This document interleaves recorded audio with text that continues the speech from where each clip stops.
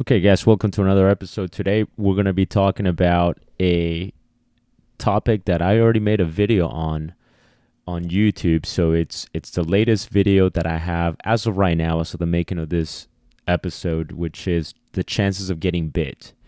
So I'm going to beat the dead horse a little bit, and I'm going to give you a story to complement that video that I made. The video is only about 6 minutes long, so if you want to check it out, it's on the YouTube channel, and again, it's called "Chances of Getting Bit." And now I want to compliment for those of you that watch the YouTube channel and listen to the podcast. And if you don't watch the YouTube channel and you only listen to the podcast, I'm going to fill you in a little bit on that. And the reason I started talking about this topic of basically, being aware of the capability that dogs have to bite is because it is something that could happen. I recently talked to a client about this, and it's just in general. It wasn't a discussion, an argument, or anything. Nothing like that at all. It was just a topic that came up that sort of reminded me. I haven't talked about this in a while. So it's very important that people are always aware, especially dog trainers, anybody who works with dogs, really, to be aware that dogs always have the potential to bite. That is always an option. It doesn't matter what kind of dog it is, and it doesn't matter what you do, whether you're a groomer or a vet tech, a dog trainer, a dog walker. There's always that potential, that probability, even if it's your own dog. Okay, and I talked about complacency, and what complacency basically is it's when you pretty much go on autopilot. So if you've ever learned the skill, if you've ever learned to do something, you notice that when you're learning, the learning process looks something like this. First, you don't quite know what you're doing, so you pay a lot of attention, and you're hyper aware of every little detail when you're learning how to do something. Right, like driving, for instance, you're hyper aware of everything, and you're getting your mechanics ready. You're paying attention to every little detail, and you gradually get better at this new skill, and that's any skill. So you gradually get better at this. And when you get really good at it, or when you get decent at it at least, once you've had a bunch of practice under your belt, what starts to happen is you start to get more comfortable doing it, which is good. You start to get comfortable doing it. You're not as hyper aware of every tiny little detail because it gets done. You go on autopilot, which is why when you're learning how to drive, if it's a habit of yours to put your seatbelt on, for instance, well, when you learn how to drive, you have to constantly be reminded, right? Somebody's constantly reminding you, hey, you got to put your seatbelt on. You got to put the key in the ignition. You have to step on the brake. You got to turn the ignition. And depending if you are learning how to drive a standard, so stick shift or an automatic transmission, you follow up with the next sequence. So you're thinking about every little sequence, right?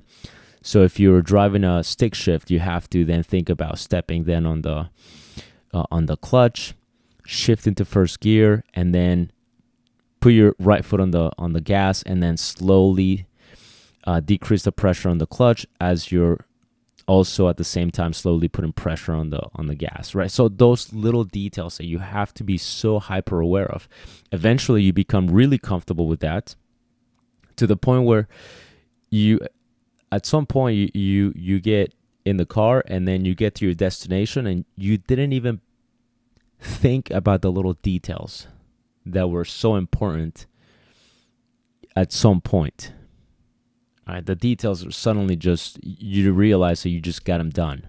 You don't even know how you put your seatbelt on. You don't even know, because you're not thinking about those little details anymore. Your subconscious takes over, and that's when you go on autopilot. But the problem with going on autopilot is that's when complacency will sneak in. And this is where accidents can happen, right? It's the same thing with dog training. I know I went a little bit too long on the driving analogy because most people drive. So I thought that was a good analogy. In dog training, I can tell you it has happened to me. And I've talked to other dog trainers that have admitted to me, that, yeah, sometimes that can happen. So when that happens, you get very comfortable. All right, you get very comfortable doing what you're doing. This is the complacency part. To the point where you start overlooking little details that gradually become potential hazards. Okay? So when that starts to happen, you start missing little things. You start, or you even become tunnel vision. And this happens, right? This can happen, and then before you know it, something, you either have a close call. That's always a good reminder, or you get bit, and that's when you realize, you know what, this is what happened, and this is what happened, and that's why that happened.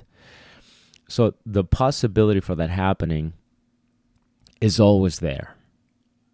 So the story that I wanted to tell you. It's a story that happened. It didn't happen to me. Like that, the incident did not happen to me. It happened to a coworker. This is when I was in Afghanistan, and it happened to a handler. I was a trainer at the time, and so as the trainer, I'm conducting the training session. We're actually conducting a certification,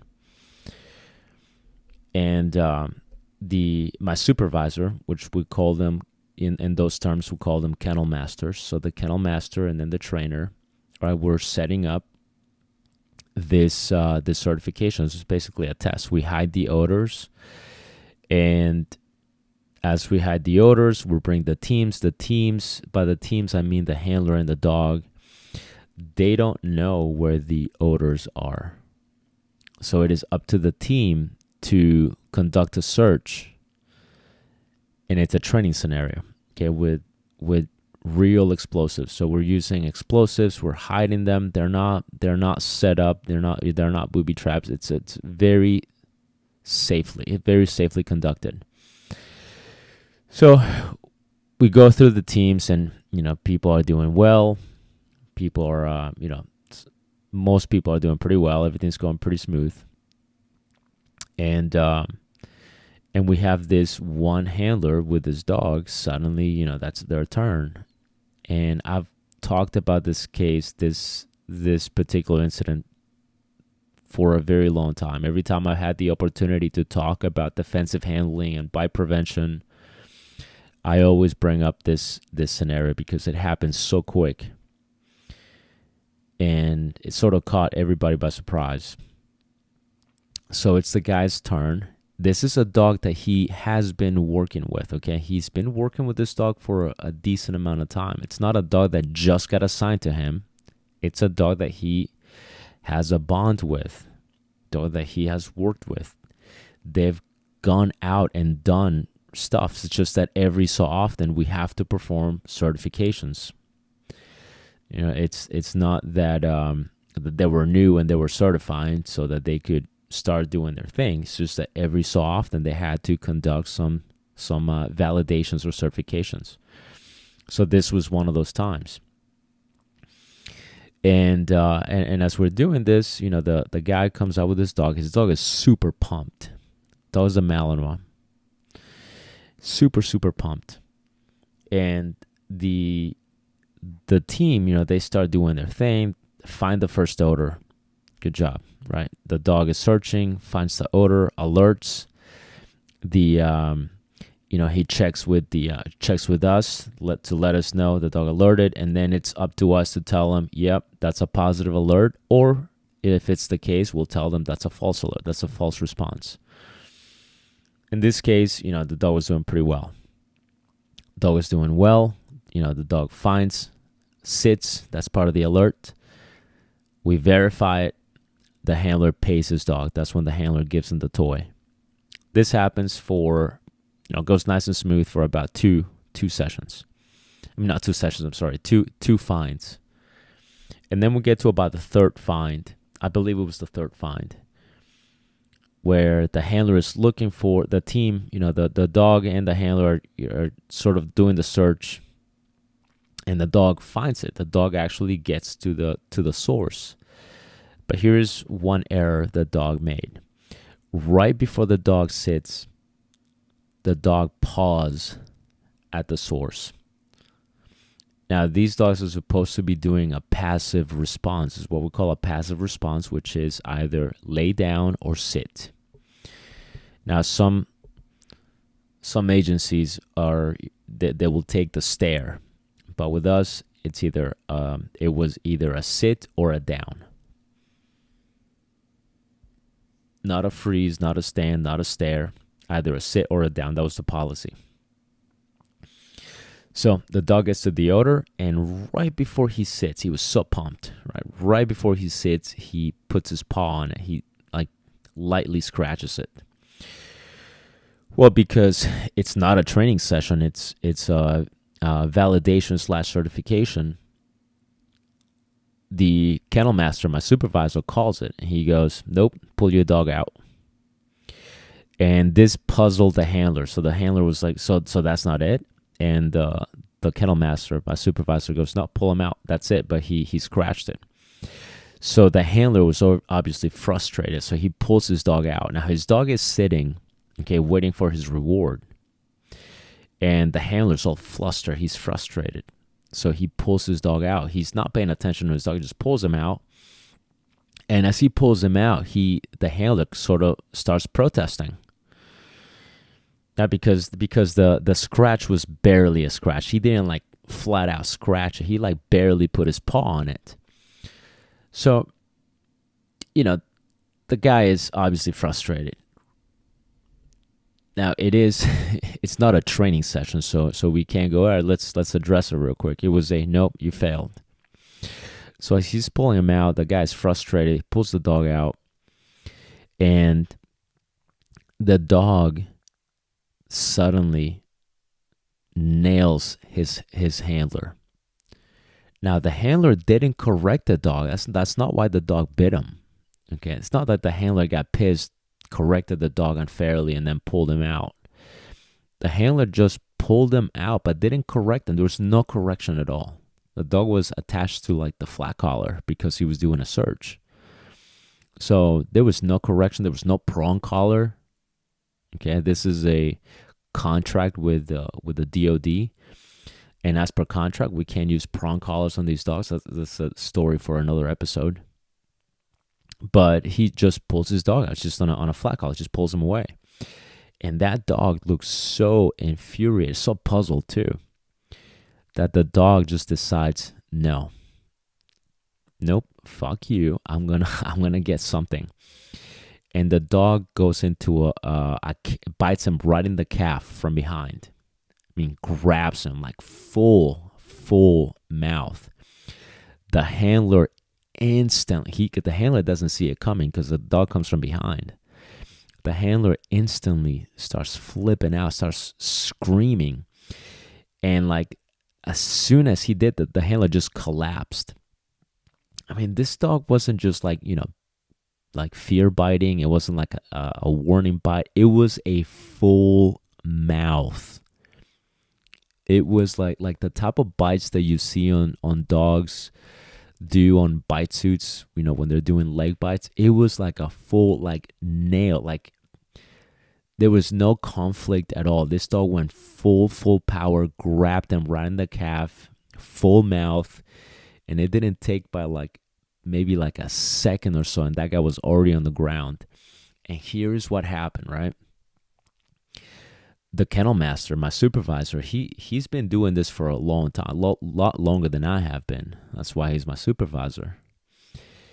And when something like this happens, even though we know it's always a possibility, sometimes you freeze, and that's what happened. Supervisor, completely froze. I will admit I froze, but I remember I remember I snapped myself out of it. So I immediately dropped my clipboard, and without even thinking about the repercussions of this behavior, I just went to the guy. I just went, grabbed the dog, didn't even have a plan, right? I just grabbed the dog, grabbed the flat collar, start twisting the collar. And this dog is just going full mouth. So I'll grab the collar, I start twisting the collar. Obviously, I don't want to pull because I know pulling will trigger opposition reflex, will trigger the dog to get more possessive. So, I just grab, start twisting. And as I'm doing this, I mean, this guy, by this time, this guy is already passed out. He just passed out. He just was not conscious anymore. So I finally and that dog was not stopping. So I finally get the dog out. And as soon as the dog lets go, my first thought is like, oh shit. But fortunately, by then, my kennel master, my supervisor, has snapped out of it himself. So by the time I got this dog out, the kennel master, my supervisor, and he was right behind me and immediately took over, grabbed the dog. We called the other handlers. They pulled up the van. We carried the handler from the ground. This leg was destroyed. I mean, this dog did so much damage, and it only took a matter of like just seconds. This was a dual purpose dog, meaning he did protection, he did bite work, that was part of the certification, and he also did scent detection. So they have to do bite work, part of the contract. So we take we pull the dog away. We carry the handler. I mean, his pants, his legs destroyed. There's like blood on the gravel. And we took the guy to the hospital. We took the guy to the medic, and the damage was very severe. It was very, very severe. The amount of damage, I saw the pictures, and it was unbelievable. This wasn't like a 100-pound dog.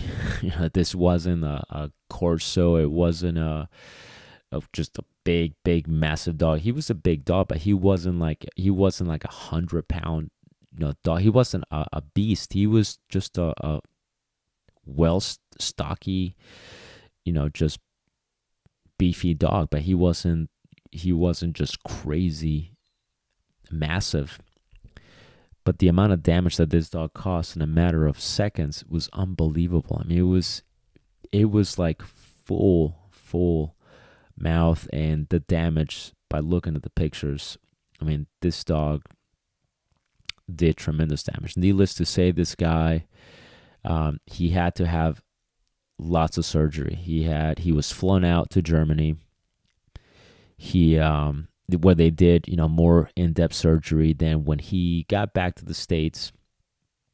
When he obviously he left country, he went to the States after Germany, and he continued on with therapy and reconstructive surgeries. Last I heard, but the damage that this dog caused is unbelievable, and this came from a dog that this person knew.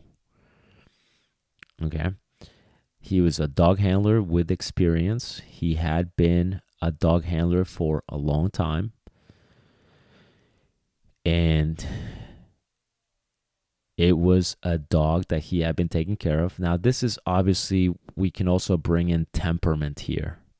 Okay, we can always bring in temperament. These are temperament traits also, and even genetics too. So, people ask, well, what did he do? Oh, well, he must have done something.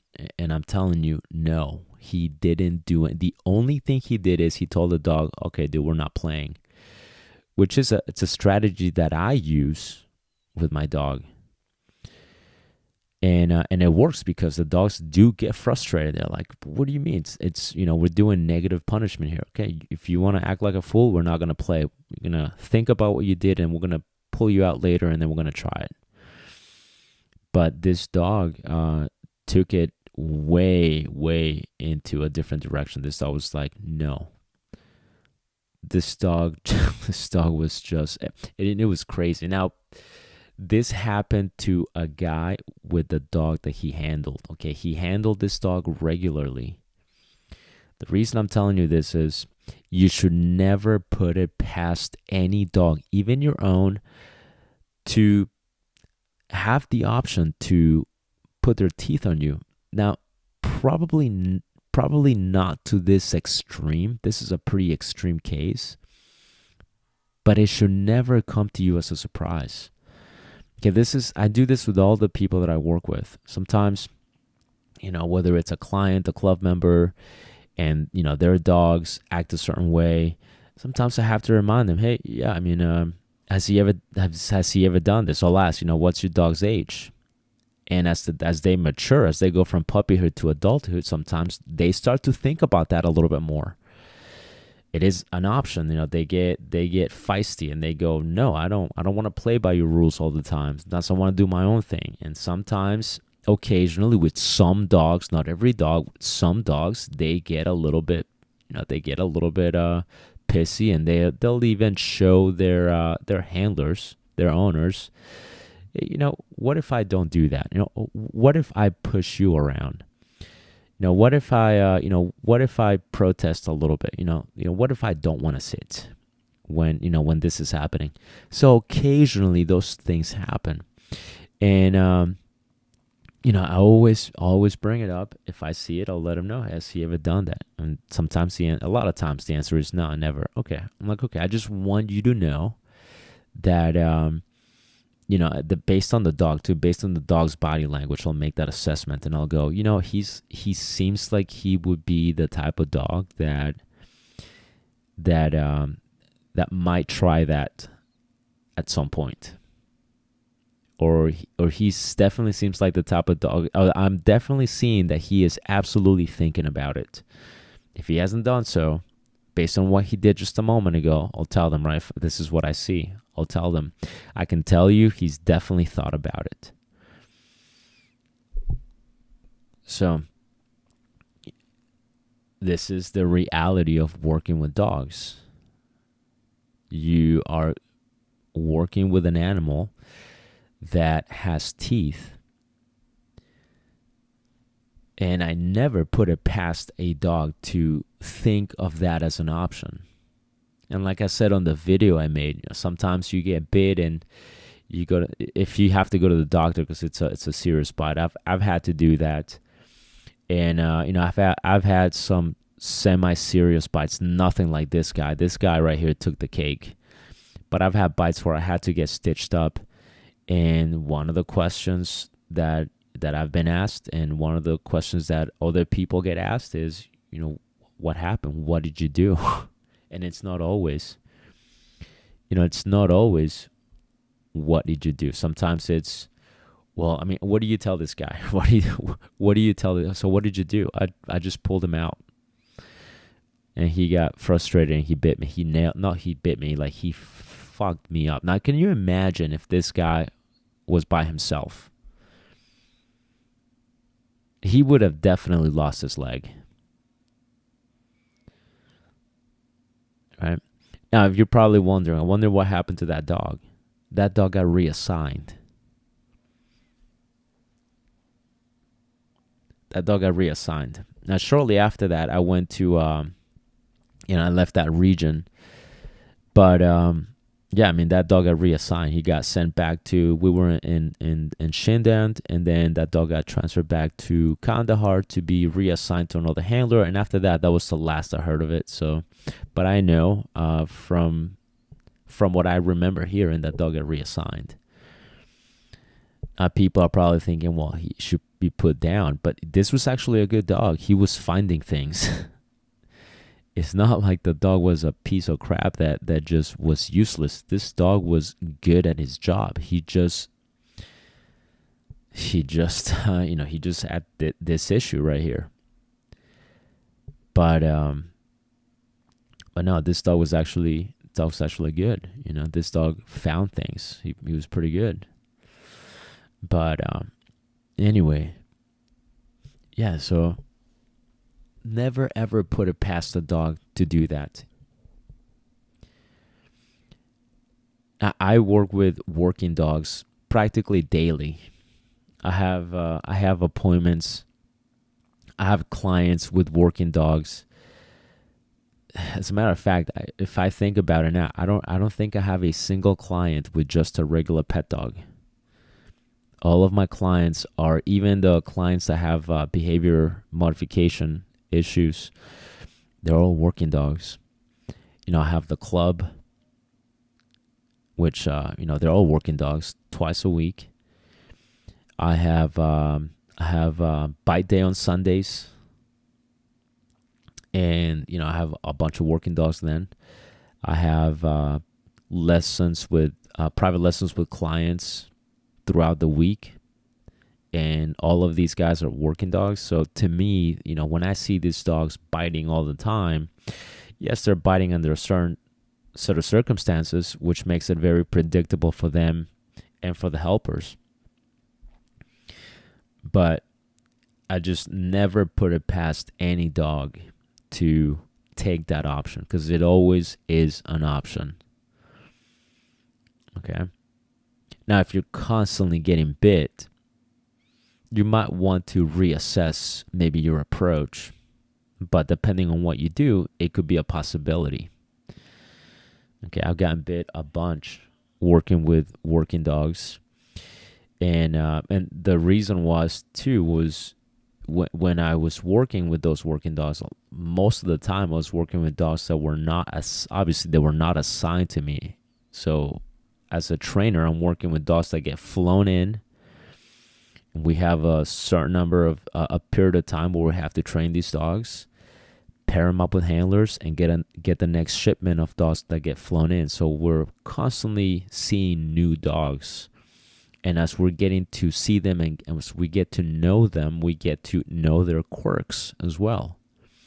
And when I was working with the handlers, obviously these are not my dogs. So now I'm helping the handlers, and occasionally I have to interact with the dog, and I have to interact with the handler a lot. And sometimes there have been instances in which the handler didn't communicate something to me about their dog, and I've gotten bit.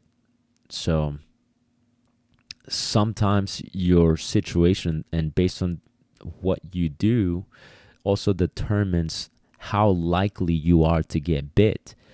But just remember, guys, okay, I'm going to wrap it up here pretty soon, but just remember, you work with dogs, animals in general, okay? Never put it past the dog to bite. Don't be surprised if your dog ever shows teeth. It happens. I mean, they're animals, for crying out loud, right? Why would we hold dogs to such a unbelievably ridiculous standard to think, oh, he's never gonna bite, he's never gonna do that? It's fairy tale. Okay, it's just a lot of times we get lucky, but you have to be aware that it is a possibility. All right, make sure you guys check out the website, dogtrainingismypassion.com. There is a members area now on there. So if you look up, if you go to the website, you will see like a few tabs. One for for you to contact me and work with me. There is one for the working dog course, and then there's a tab for the members area. So make sure you check it out. There's a lot of there's solely exclusive content in that members area. So make sure you check it out. It's a very low monthly fee, and I'm putting videos on there weekly. There's already a bunch of content on there on remote collar, bite work, obedience training, and a lot more to come on the oncoming weeks. So make sure you guys check it out. Make sure you like and subscribe on YouTube, and I'll see you guys on the next episode.